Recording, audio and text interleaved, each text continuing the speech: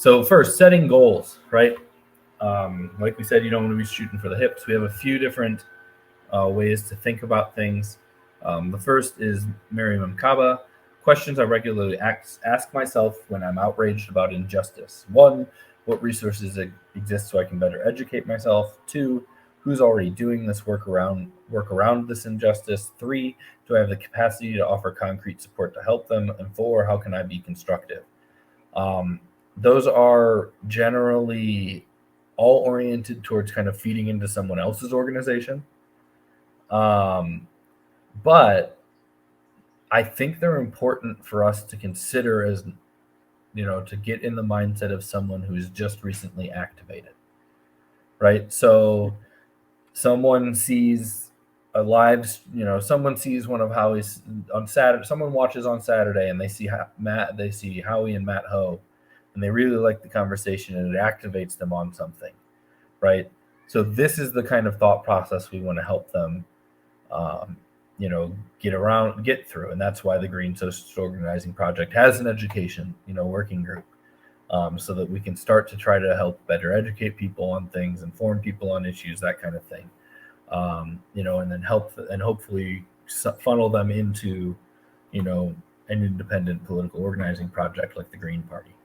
Um, Lee Staples, I think these are a really good four ways to think about what your organizing sample is, I guess. What are you organizing around? Turf, so geographic area, right? Is it a community, a neighborhood, a city, a ward, an issue, right? One of the problems with the Green Party is that in my opinion, it's a collection of issue activists who haven't come up with a unified, worldview. But a lot of our organizing can be around issues, and issue organizing is a place where we can cast a wider net than we might, usually cast, right? Um, Something like 88% of Democrats and over 50% of Republicans support Medicare for all, right? So Greens organizing around that issue means we get to talk to people who support it but aren't members of our organization. They support it, and they support their organizations despite the fact that neither one of them support the policy they want, right? So issue organizing can be a place where we can cast a wider net. The problem with that is that net is mostly going to catch people who are already engaged, right? So that's not going to be most likely your non-voters and things like that being caught there, though it could be. Identity, and then workplace, right? And so with Greens especially,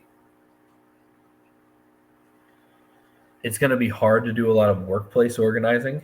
That's generally the realm of unions, and unless you all join the IWW, which would be awesome, I'd love to see a full an IWW Green Party that was out actively organizing the food service industry. Like, that'd be awesome. But most Greens aren't there in the capacity to do that, right? And the same with identity, we tend to be cast a pretty wide net with who we represent. So I don't know how much we would be organizing directly around identity as opposed to issues related to identity. I think would kind of be where most Greens would float. And then Lee Staples also said, and I think this is a good way to think of things when you're talking about, how to achieve success. Who wants what from whom, and how can it be accomplished? So who, which is your membership, your structure, right? We, us. What do we want? What do we want as the objective and goals? Whom is the person and institutions that we're acting against, and how are our strategy and tactics? So I think these are all kind of good things to have in your mind as you're organizing. The first one kind of being to kind of understand how onboarding, right, and what steps you need to get someone to be not just a supporter, but somebody who shares a common worldview and strategy perspective. This could be things like reading groups and stuff, which Bookchin was really big on, reading groups to establish a common political ideology. And then, thinking concretely about what are you going to actually organize around, community and issue. And then thinking through, okay, we're going to organize around this, who wants what from whom, and how can it be accomplished to get there. So, Garrett.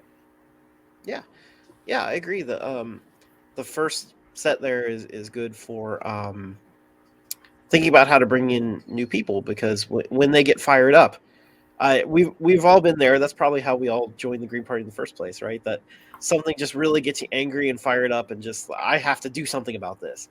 And people will immediately start, running Google searches. They'll look online. They'll try to figure out, where's the place do I belong? Where's the place where I can be constructive, like that fourth question there. So I think when you begin organizing, and you're setting your goals, you should think about how you're going to answer that question. Why does somebody want to be in your organization? Why does somebody want to be in the Green Party? And we should have some answers available to that. I think we talked a little bit toward those ends in our Green Party 101 and Eco-Socialism 101. We have a vision of a world that we want to reach. And, we have ideas on how to organize for it, with both electoral strategies as well as direct action strategies. But you probably want to make your own local take on that, local spin on that. How is it going to directly impact the lives of people in your turf, in your neighborhood? That's probably where you would want to start if you're thinking about creating a new local organization, or local Green Party.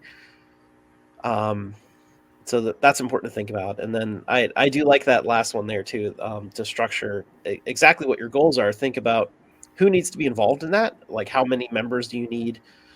Who is the membership? Like, is it people that live in a certain area or have a certain identity, or what's going on there? And then think about who you have to act against, or who you have to pressure, right? Because depending on your goals, it might be something different. It could be your local municipal government. It could be like a county government. It could be a county agency. For example, like EPA is federal, but I think most of the states have a version of that, right? It's called the Department of Environmental Protection, PA. So you might target the DEP, for example. Whoever it is, think about who has the power to act, basically, so that you can decide who you need to pressure and who you need to organize against. And then once you've identified that, you can pick the appropriate strategies and tactics from the list. Like we said, this is all a very fluid process, and it depends a lot on who your members are and what your goals are and what the local conditions are, whether you live in an urban area or a rural area, or all kinds of factors.